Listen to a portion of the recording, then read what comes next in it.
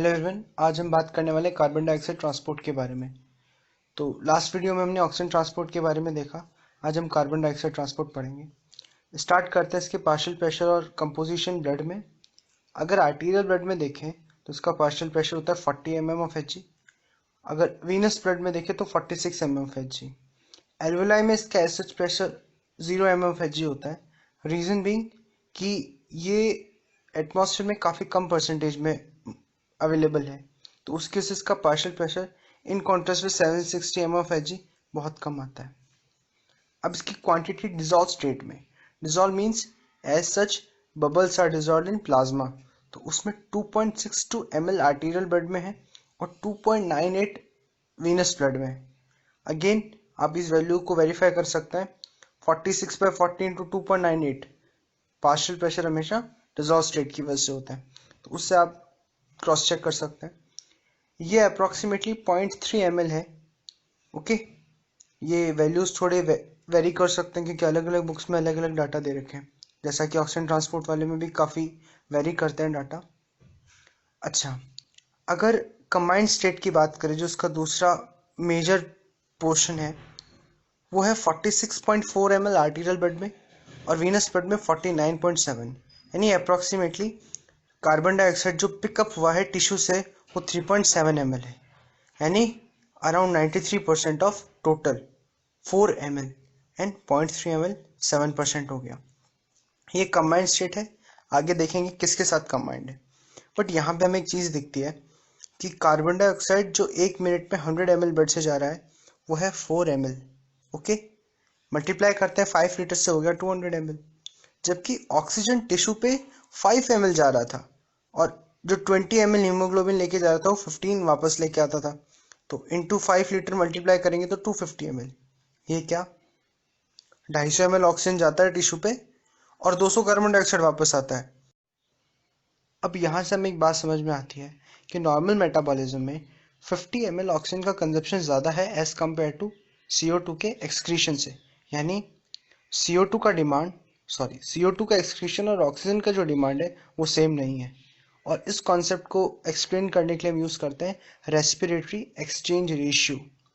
ये क्या है, ये अप्रॉक्सीमेटली पहली बात तो होता है 82.5%। ओके, और ये यूजुअली बताता है कि amount of CO2 expired divided by amount of O2 inspired. ये किस चीज़ पे डिपेंड करता है, लेट्स थिंक। कार्बोहाइड्रेट का फॉर्मूला में पता है C6H12O6, जितना कार्बन उतना ऑक्सीजन। बट नॉर्मली हमारा पूरा मेटाबॉलिज्म कार्बोहाइड्रेट पे नहीं चल रहा, वो वेरी कर रहा है कार्बोहाइड्रेट, प्रोटीन और फैट के बीच में। ठीक है, तो उसकी वजह से इसके वैल्यूज चेंज होते रहते हैं, किसके, रेस्पिरेटरी एक्सचेंज रेशियो के। ओके, और अगर आपको याद आ रहा हो तो यूजी में हमने पढ़ा था एक रेस्पिरेटरी कोशेंट नाम का चीज, या रेस्पिरेटरी कोफिशिएंट, RQ बोलते थे हम उसे। ओके, तो उसमें हम देखते थे कि फैट का 0.7 0.9 अलग अलग होता है, प्रोटीन के लिए अलग होता है, और कुछ एसिड्स, फैटी एसिड्स के लिए हमने याद किया था 1 होता है कार्बोहाइड्रेट्स का। तो ये सेम चीज़ है, बट फिजियोलॉजी में इसका बताने का तरीका अलग हो गया। अब डिस्कस करते हैं कि CO2 किस तरीके से ट्रेवल कर रहा है ब्लड के थ्रू। तो सबसे पहले CO2 आया टिश्यू पे, वो RBC के मेम्ब्रेन में एंटर किया, वहाँ पे वाटर के साथ कंबाइन करके in the presence of carbonic anhydrase enzyme H+ ion और बाइकार्बोनेट फॉर्म किया। अब यहाँ से असली कहानी शुरू होती है। ये H+ आयन जो है ये हीमोग्लोबिन के साथ चला गया। हम जानते हैं haemoglobin one of the blood proteins है और वो बफरिंग का काम भी करता है, और इसीलिए वो यहाँ पे H+ के साथ बाइंड करता है। ऑन द अदर हैंड जो अनदर प्रोडक्ट है बाइकार्बोनेट आयन, ये एक्चुअली एक्सचेंज में चला जाता है क्लोराइड के साथ। वैसे देखें तो एक बाइकार्बोनेट आयन जो अंदर बन रहे हैं इनको सेल के बाहर जाना है, बट क्योंकि इलेक्ट्रोकेमिकल बैलेंस जो है वो डिस्टर्ब हो जाएगा, इसलिए उसके बराबर क्लोराइड आयंस भी अंदर आते हैं। ओके, और इसी को बोलते हैं क्लोराइड शिफ्ट, यानी shift of chlorine from the RBC to the RBC। Okay, so that is chloride shift. Okay, अब इससे हमें क्या पता चलता है due to the conclusion of chloride shift कि RBC जो है यानी इंट्रासेल्युलर स्पेस जो है वीनस ब्लड में, उसमें क्लोरीन ज़्यादा होगा, क्योंकि वीनस ब्लड में डेफिनेटली जब वो टिश्यू पे गया, कैपिलरीज में गया, तब ज़्यादा CO2 आया, ज़्यादा बाइकार्बोनेट क्रिएट हुआ, उसके एक्सचेंज में ज़्यादा बाइकार्बोनेट को बाहर निकालना पड़ा और क्लोरीन अंदर लेना पड़ा वीनस ब्लड में।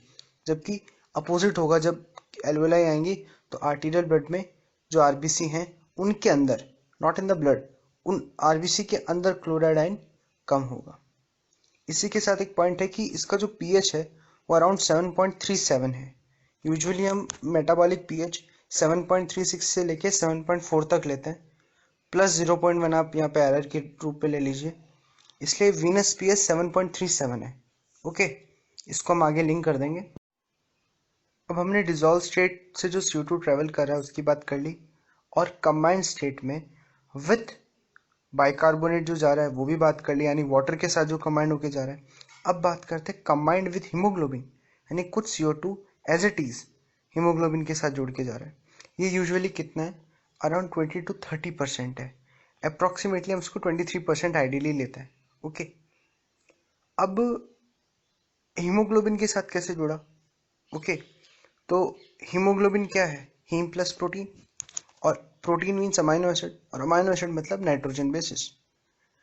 कुछ नाइट्रोजन बेसिस के साथ कंबाइन कर जाता है ये CO2, और CO2 और हीमोग्लोबिन एक लूज बॉन्ड, एक लूज अट्रैक्शन के साथ बाइंड कर जाते हैं। ओके, तो इसी तरीके से अराउंड 20-30% का एक रेशियो रहते हुए CO2 ट्रेवल करता है in the RBC with the binding haemoglobin. तो सिर्फ ऑक्सीजन हीमोग्लोबिन से बाइंड नहीं करता है, बहुत सारी चीज़ें करती है। अब इसमें लॉजिक मैंने ये दिया कि भाई प्रोटीन है इसलिए अमाइनो एसिड है इसलिए नाइट्रोजन है इसलिए बाइंड किया, तो प्रोटीन तो और भी बहुत है, एल्ब्यूमिन, ग्लोबुलिन, बहुत सारे प्रोटीन है ब्लड में, तो उनके साथ भी CO2 बाइंड करता है। ओके, बट वो इतने सिग्निफिकेंट अमाउंट में नहीं होते कि वो मेजर ट्रांसपोर्ट पोर्शन में अपना फिगर वैल्यू ला पाए, इसीलिए वो ऑलमोस्ट इनसिग्निफिकेंट होते हैं। अब बात करते हैं CO2 एंड मेटाबॉलिज्म की। इसमें मैं एक बात आपको क्लियर कर दूं कि वैल्यूज़ जो हैं वो ग्राफ और काफ़ी चार्ट से ली गई हैं। इनको आपको एज सच रिमेंबर नहीं करना है, ये जस्ट टॉपिक के फील के लिए और अंडरस्टैंडिंग के लिए है। ओके, अब यहाँ पे हम समझते हैं कि CO2 और मेटाबॉलिज्म का क्या रिश्ता है, किस तरह मेटाबॉलिज्म इंक्रीज होने पे CO2 भी इंक्रीज होता है। तो सेकेंड पॉइंट से स्टार्ट करते हैं। लेट्स से मेटाबॉलिज्म 1/4 हो गया, सिर्फ 25% रह गया, एक चौथा ही रह गया, तो PCO2 का जो लेवल है वीनस ब्लड में वो आर्टीरियल के बराबर आ जाता है। यानी हमारा सिस्टम इतना एफिशिएंट है कि मेटाबॉलिज्म अगर 1/4 हो जाए, अगर उसका 75% ख़त्म हो जाए, तो blood flow normal arterial pressure के बराबर PCO2 को ले आता है। इतना अच्छा वो रिमूव कर रहा है टिश्यू को, सॉरी CO2 को टिश्यू से। ओके, और अगर अभी इस ब्लड फ्लो को 6 टाइम बढ़ा दें तो ये सारा CO2 ले जाएगा टिश्यू से और आर्टीरियल ब्लड के बराबर PCO2 का कंसंट्रेशन आ जाएगा। ये वैल्यूज़ आपको हो सकता है पहली बार में ना समझ में आए। कहने का मतलब सिर्फ इतना है कि इस तरीके से ये ब्लड और मेटाबॉलिज्म एक दूसरे से लड़ रहे हैं CO2 के लिए। वो कह रहा है मैं ज़्यादा बना के कंसंट्रेशन इंक्रीज कर दूंगा, और ब्लड भी बहुत एफिशिएंटली काम करते हैं उसको टिश्यू से रिमूव कर रहा है।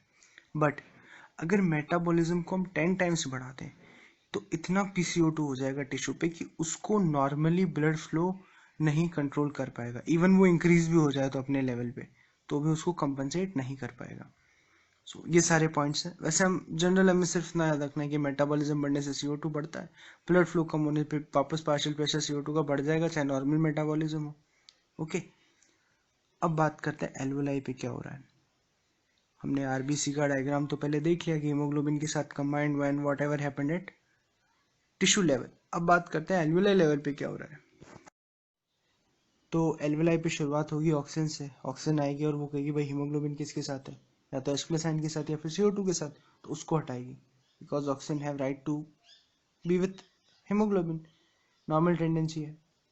तो अब जैसे ही एक इंटरमीडिएट स्टेज बनेगा HBO2 यानी H+ ion haemoglobin and oxygen का, या फिर CO2 हीमोग्लोबिन एंड ऑक्सीजन का, तो ऑक्सीजन रिमूव कर देगी H+ आयन या फिर CO2 को। H+ आयन के केस में हम इसको ऐसा भी बोलते हैं कि जो ऑक्सीजन बाइंड कर रही है वो एसिडिटी बढ़ा देती है हीमोग्लोबिन की, उसको कहते हैं कि H+ को रिलीज करो, this is not its place. तो इस इफेक्ट को हम बोलते हैं हेल्डेन इफेक्ट।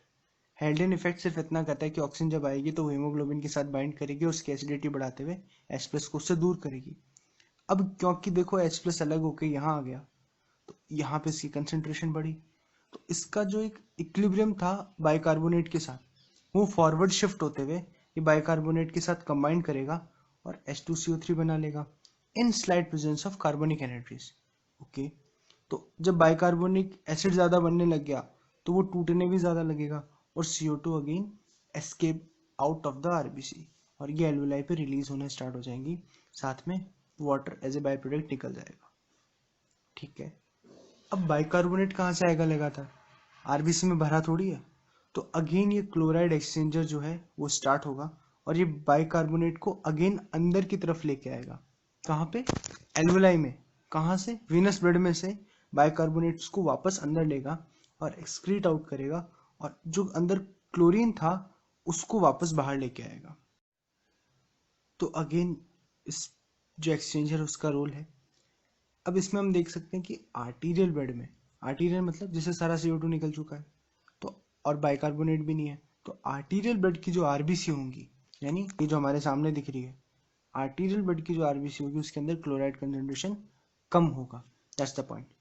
अच्छा, इसमें एक चीज देखो, आर्टीरियल pH क्या है, आर्टीरियल बेड का pH मतलब 7.41, वहां कितना था 7.37। ये 0.04 का डिफरेंस क्यों, 0.04 का डिफरेंस इसलिए है क्योंकि यहाँ पे जो H+ है ना वो कंबाइंड होके आगे निकल गया, या फिर सॉरी यहाँ वाटर की फॉर्म में आ गया, जबकि इस डायग्राम में क्या हो रहा था कि ये H+ जो इंक्रीज मतलब कार्बनिक एनाइड्स की प्रेजेंस की वजह से बन रहा था वो कुछ हीमोग्लोबिन के साथ था और कुछ फ्री था, तो ये 0.04 का जो pH ड्रॉप आया है और H+ कंसेंट्रेशन का इंक्रीज है वो इस वजह से है, इसलिए आर्टीरियल और वीनस ब्लड की pH अलग अलग होती है। ओके, ये एक्स्ट्रा पॉइंट था। दैट्स ऑल, इस वीडियो में तो इतना ही है। वैसे एक एक्स्ट्रा बात, अगर आपको इस एक्सचेंजर का नाम पता हो तो प्लीज़ बताइएगा। क्लोराइड बाइकार्बोनेट एक्सचेंजर तो है ही, बट इसका एक टिपिकल सा नाम है और जो इसकी सेपरेशन प्रोसेस से है, यानी जिस तरह इस प्रोटीन को सेपरेट किया गया लैब में उस प्रोसेस से है, तो अगर आपको नाम पता हो तो प्लीज़ बताइएगा। So that's all for today's video. अगर आपको अच्छा लगा हो तो प्लीज़ इसे लाइक कीजिए, हमारे चैनल को सब्सक्राइब कीजिए और ऐसे वीडियोज़ के लिए, और अगर आपका कोई सजेशन या इस क्वेश्चन का आंसर हो तो कमेंट्स में बताइए। Thank you.